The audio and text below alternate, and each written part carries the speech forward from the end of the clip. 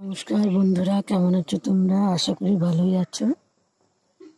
দেখো, তোমাদের আবারও দেখাবো ড্রাগন।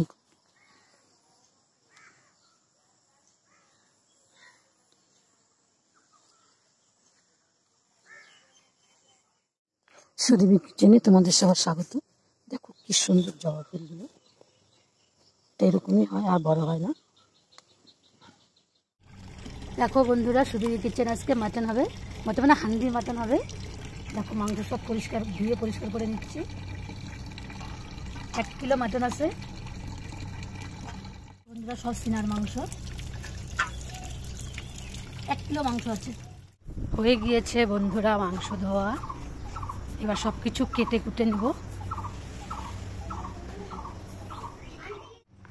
পেঁয়াজ, রসুন, আদা, লঙ্কা, আলু কেটে নিয়েছি। এবার বানিয়ে নেব মাটনটা।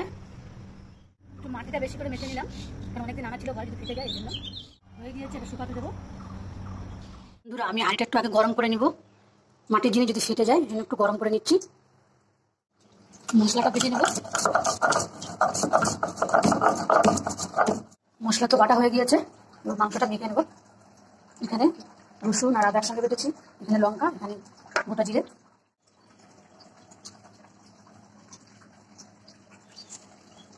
দিয়ে দেবো সামনে একটু লবণ, হলুদ গুঁড়ো, কুচি করে রেখেছি পেঁয়াজ, আদা রসুন বাটা, জিরে বাটা, লঙ্কা বাটা সব দিয়ে দেবো এক জায়গায়। দিয়ে দেবো সরষের তেল, ভালো করে মেখে নেব।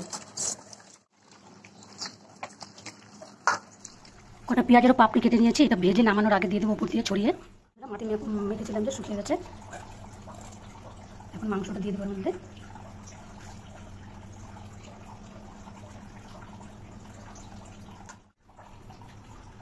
বসিয়ে দিয়েছি বন্ধুরা, এবার দেখে দেবো একটু। কটা কাঁচা লঙ্কা চিড়ে দিয়েছি, গোটা রসুন দিয়েছি। এবার উপর দিয়ে হালকা একটু সরষের তেল দিয়ে দেবো। এবার বসিয়ে দেবো, দেখবো খুলে কেমন হয়েছে।